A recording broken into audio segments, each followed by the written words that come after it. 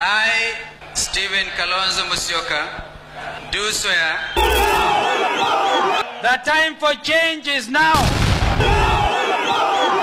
Kalonzo ameshinda Bwana Ruto mara 10.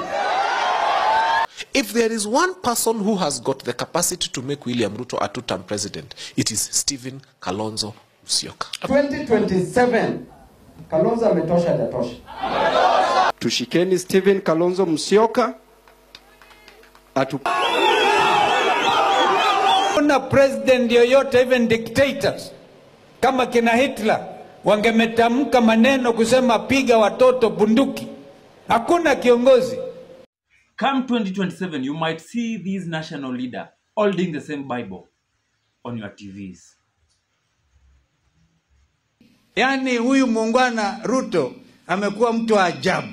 Anajua kudanganya hata wazungu. Kalonzo has been a leader in this nation. Kalonzo has supported us, supported Baba for 3 terms. Kalonzo has been a deputy president. Actually, he's the only leader that I've not heard anything about corruption. When people are talking about corruption, I've not heard about Kalonzo. Kalonzo Musyoka is very key in the political school in Kenya because this man has good experience in politics. And come 2027, this man is going to be on the ballot. And through his experience, he has earned more than 3 million Kenyan votes. And being on the opposition side gives him chances of becoming the 6th president of Kenya. Yeye ni mtu mungwana. He's a good man, decent man.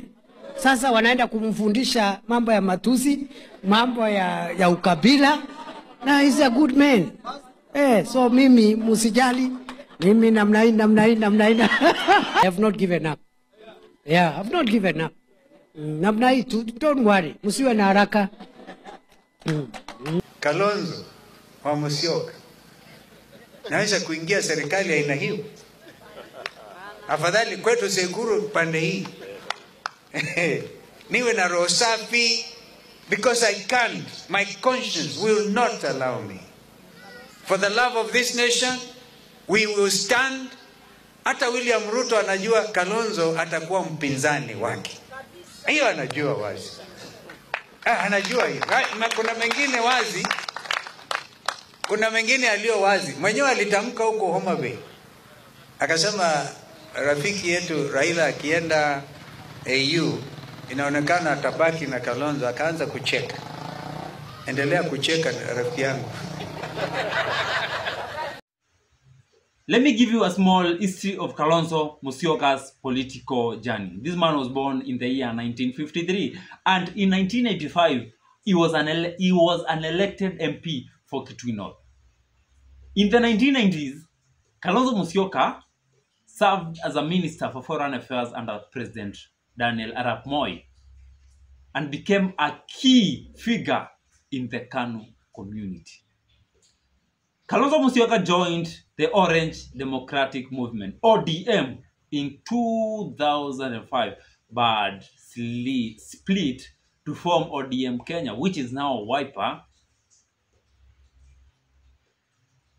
Kalonzo Musyoka, in 2007, he ran for president, and he finished number 3.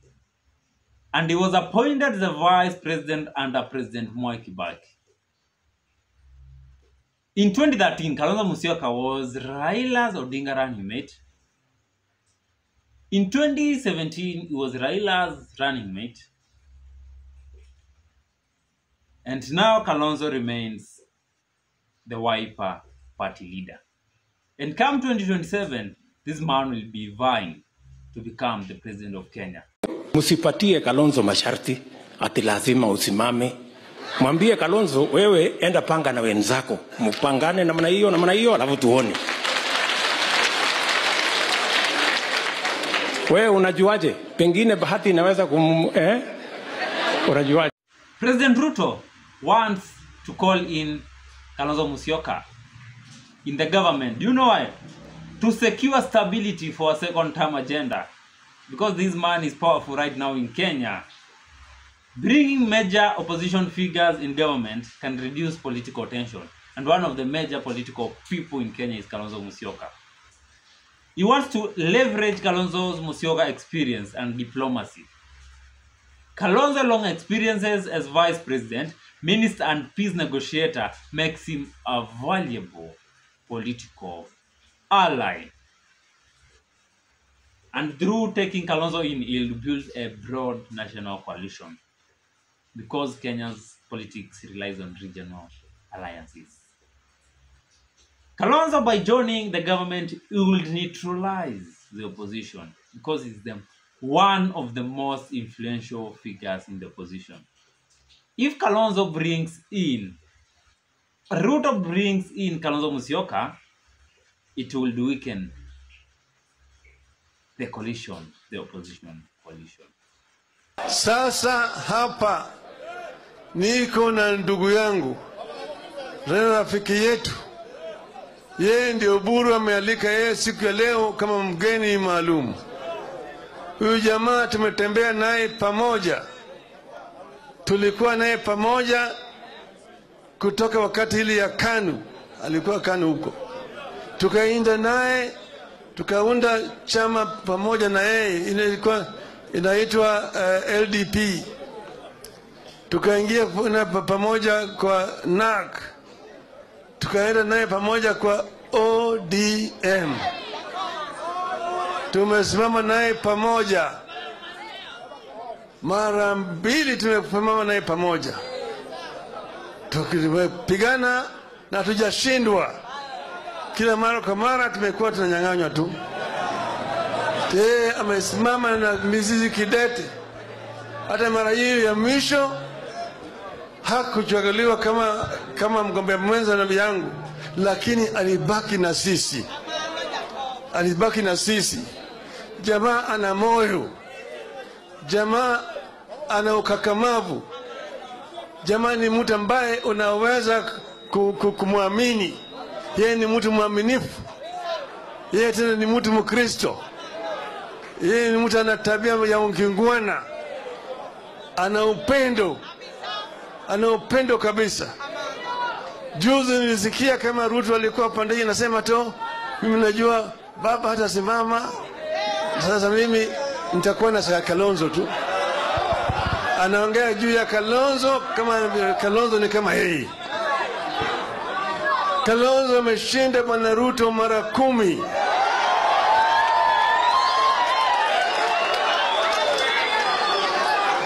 Yeye ni mtu mwaminifu. Yeye ni mtu mwaminifu. Anataka kutagawanya sisi. Baba na Kalonzo, sijui baba hatasimama, sijui nani hatasimama. Miongoni wetu hapa mtu atasimama. Sawa? Yeye anafikiri yeye ni mwerevu zaidi. Tutamwonyesha ati yeye hajui. Sawa? Sisi tutasimama kidete na ndugu Kalonzo Musyoka.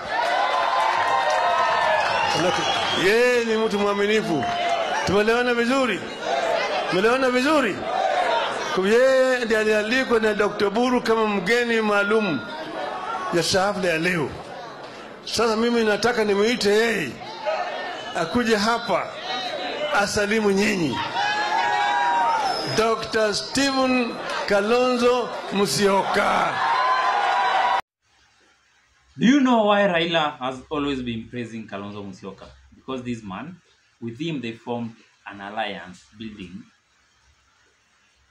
and they became very strong coalitions. They have been together in different elections.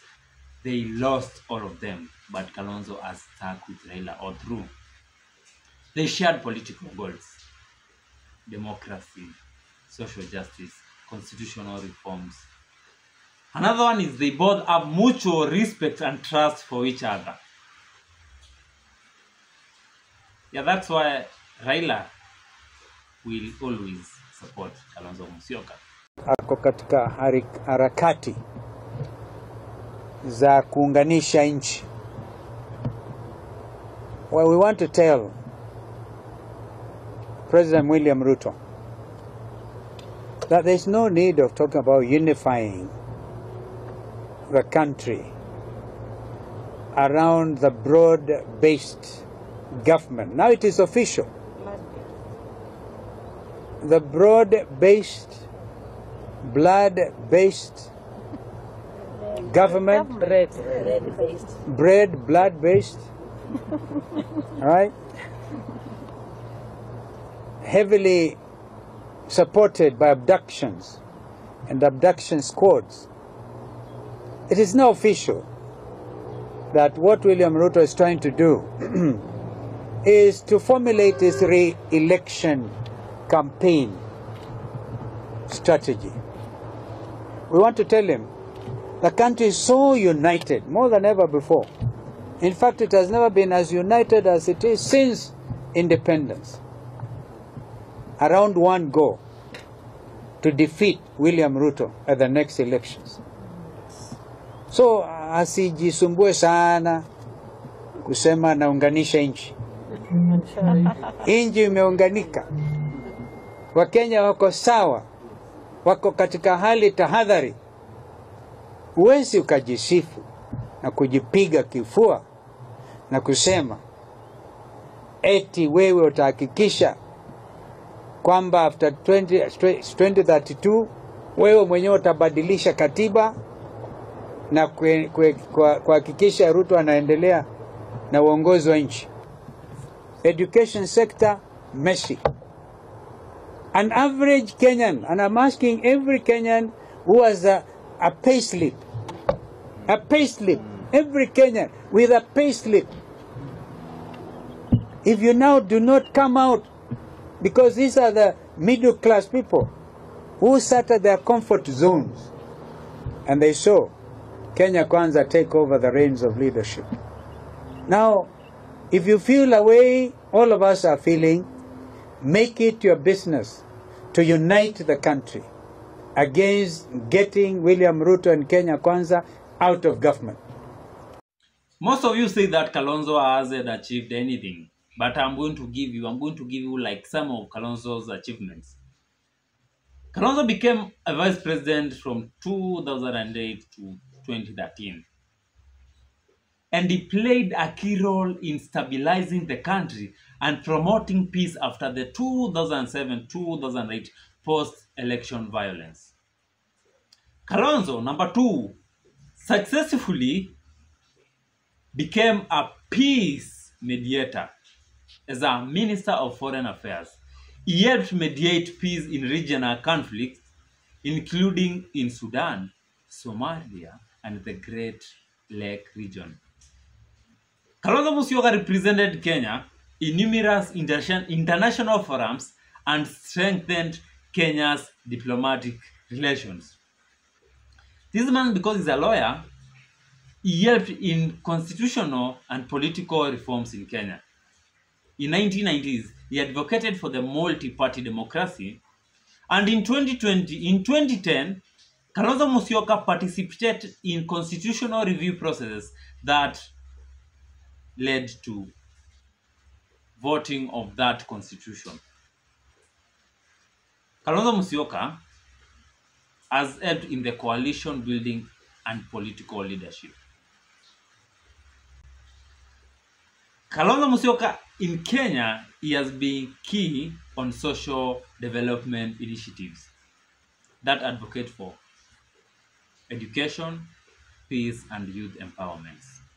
In short, Kalonzo Musyoka has been advocating for peace, diplomacy, coalition politics, constitutional reforms, and public service leaderships. Make sure you subscribe on this YouTube channel. Make sure you like this video. Make sure you share this video. And make sure you comment down there on which political figure should we bring next on this channel, because it's going to be amazing. It's going to be an amazing journey with political figures and political News. See you on the next video.